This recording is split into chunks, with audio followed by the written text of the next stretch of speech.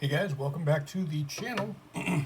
Want to show you a little 20th century typeset we just picked up at an obscure online auction.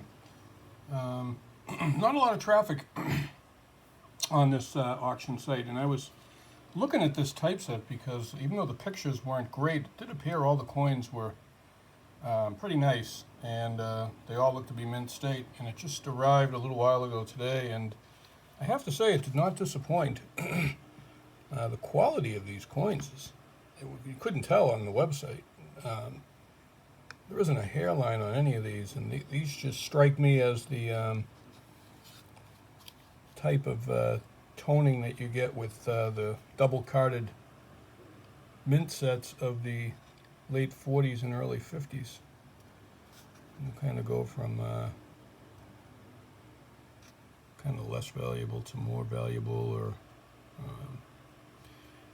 these Lincoln cents here with really nice toning, especially that 1959. That 1943S, I think it's the only San Francisco coin.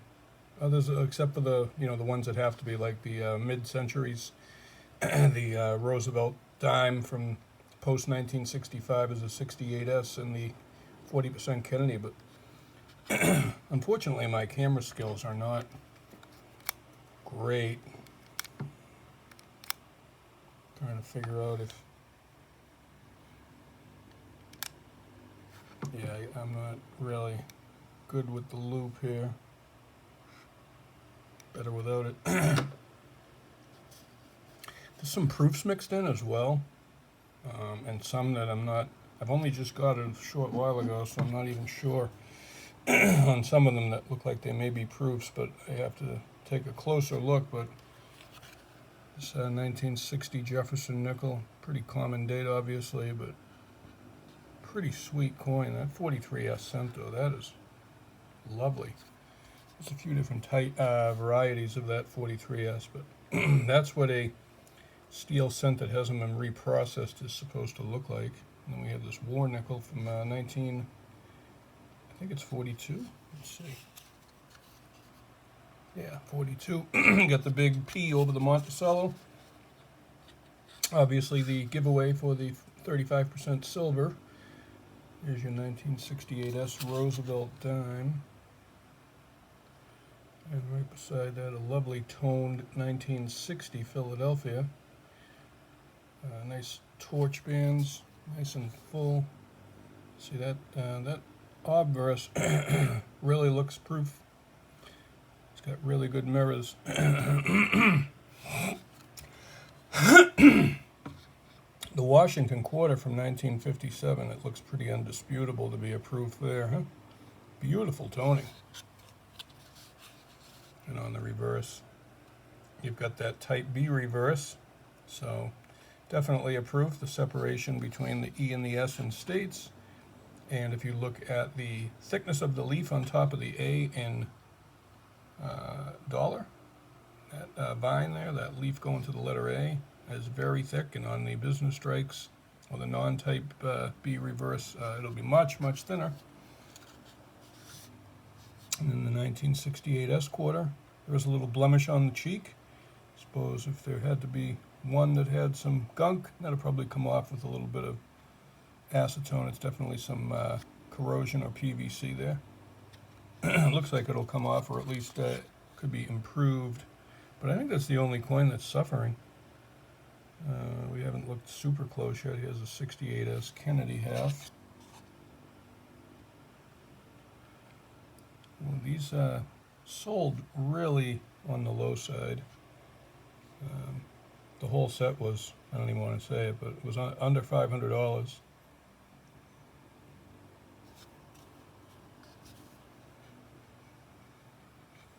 The Kennedy half is pretty special. Clearly a proof. Really, really nice. This Franklin half is pretty spectacular too, in 1959. Definitely another proof with, it's got some light toning that's not really coming through here. I have a cotton glove on, I could push them through, but prefer to just leave them in the holder, at least for now. But that toning is clearly original and just baked on, powdery. Nice 22-piece dollar, as common as they come, but the quality is certainly not common. Now we'll move on to the earlier types.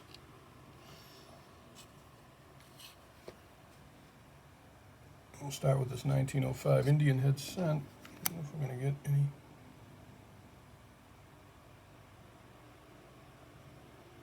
Obviously that's killing the color.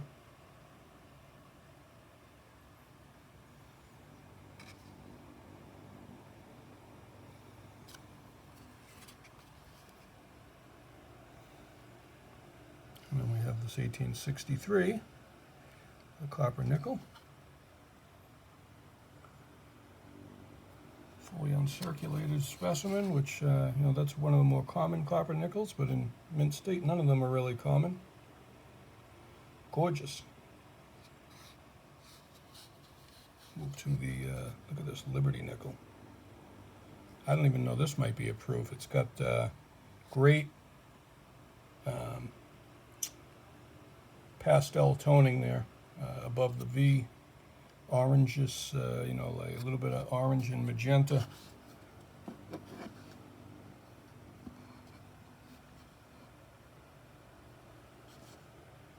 mean, so well struck. 1883, obviously, this is the,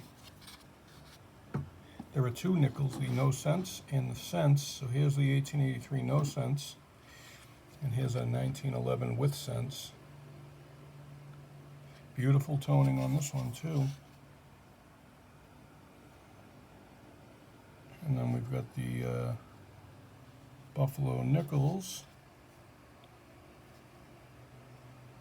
Oh, there's a Denver. Okay, so we do have some branch mints. It's mostly Philadelphia though. The beautiful toning on that 38D nickel. Breathtaking. And on this beautiful Type 1. 1913. Obviously, the difference being the raised ground there on the 1913 Type 1, and on the Type 2 you've got the flat ground, the line there that the buffalo is standing on. Let's go on to the dimes. For early type we have this 1942 Mercury. Really brilliant, great luster. Common date, obviously, but let's see where we're going. Okay, there we go. Excellent toning. Beautiful color. Can't see the full split bands in the middle because of the lighting, but it's there. And we've got this wonderful Barber dime from 1913. Fully mint state with that speckled toning there, and gorgeous toned reverse. Just crying original. If you're not sure what original is or what it means, here it is. Two standing Liberty quarters, 1917 Type 1 with the exposed breast. Children, past your bedtime. Look at that luster.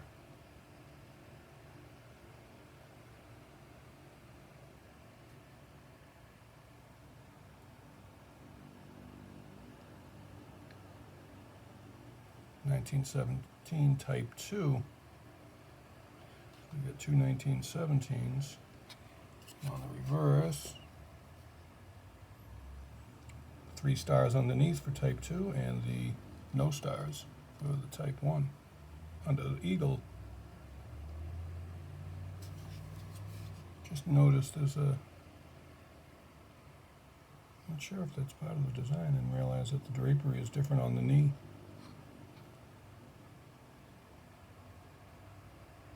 Or is it just better struck? I'll have to take a closer look at that.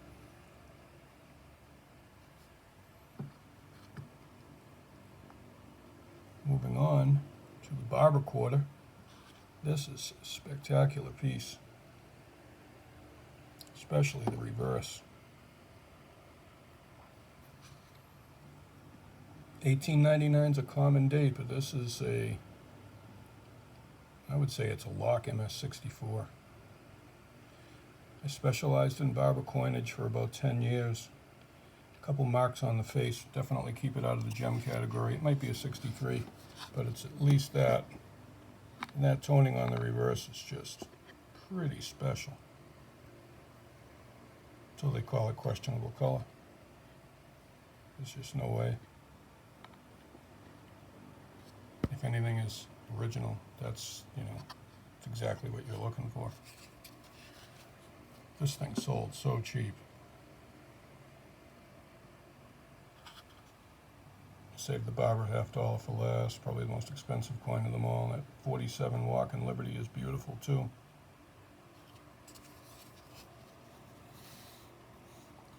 One of the numismatic favorite designs of the hobby, and even those who are not coin collectors or numismatists, even stackers. So many silver bullion coins have replicated this design. The Arthur Wyman, obviously the Silver Eagle, right? Of course, the Morgan dollar. We've seen our share of those on this channel and elsewhere. 1900 Philadelphia. Probably the least spectacular on this board. Certainly nice. 63, maybe 64, somewhere in that range. Probably 63. And then, of course, the Barber half, which on top of everything else, the 1910 Philadelphia is it's only about 500,000 minted, 400 and something thousand minted, and it's of the late coins. You always hear, the 1914 being the king, and the 1913, 14, 15 Philadelphia issues are all lower mintage. So the 1910 gets lost in the shuffle, but I would argue that the 1910 is a better date than those. It's at least close. Maybe it's a whisker behind, but the 1910p, when we look at the Barber $50, we always look in that top right of the shield. We call it the pesky top right corner. It's usually where strike weakness is most evident. We do see that the horizontal shield line's pretty much full to the corner. There is a touch of weakness on the right side of that horizontal lines. But look at the thick, bushy neck feathers and the upper thigh and claw feathers. Look at those eagle wings all the way to the tips. Thick. There's nothing like a Barber $50 that's Mint State or AU58. I had a collection of all AU58s, and as an everyman collection, and I love that set. Look at those stars, the obverse stars. They're all three-dimensional with pointed tips. They look like a birthday cake, those birthday cake frosting design makers there.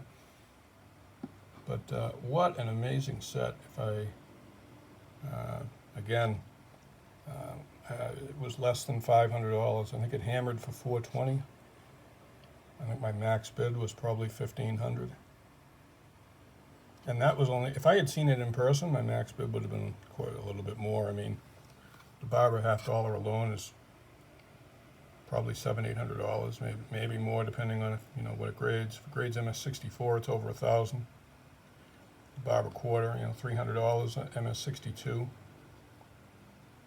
And then those Standing Liberty quarters, again, assuming these all, I don't see anything holding any of these back from straight grading except for that 68 Kennedy $50 with the corrosion. But the rest of them, there isn't a single hairline. There's no evidence of any type of mishandling or cleaning at all on any of these. This Indian head scent down here from 1905 is dark, maybe environmental damage with those carbon spots up near States. But we're kind of stretching here. It's just natural toning. It is a little on the darker side, so it could be punished. One more quick cursory look back at the first board. It's the 64 Kennedy proof. That's probably a 66 or a 67 proof. Maybe that thing doesn't have a blemish on it. For all you Kennedy $50 collectors, a quick acetone bath and a little bit of distilled water rinse to just get that little bit of haze off there, which looks worse on the camera than it is in person. The piece dollar is very nice, obviously common, $40, $50, $60 coin. This $50, this Franklin half, is spectacular in my opinion. That beautiful peripheral toning, light pastel toning. You know, there it looks like a business strike, and here it looks like an undeniable proof. So there is some haze. I mean, right there, that's like, you wouldn't even think about it. It's got so much mirror.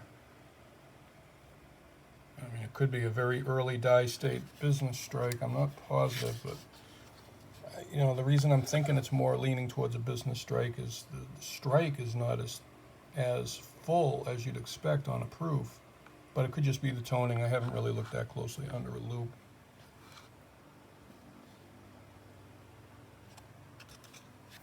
There's the, sorry, quarter, not $50, that had the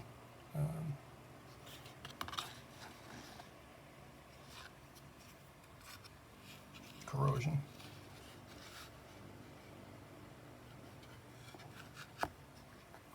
All right, folks, let me know your thoughts on these. Like, comment, subscribe, and samscoinsandheavymetal.com, samscoinsandheavymetal@gmail.com. We're on eBay under the same name, Sam's Coins and Heavy Metal, with an underscore in between each, and find us on USA Coin Book under Jimmy Page is Great. Have a good one.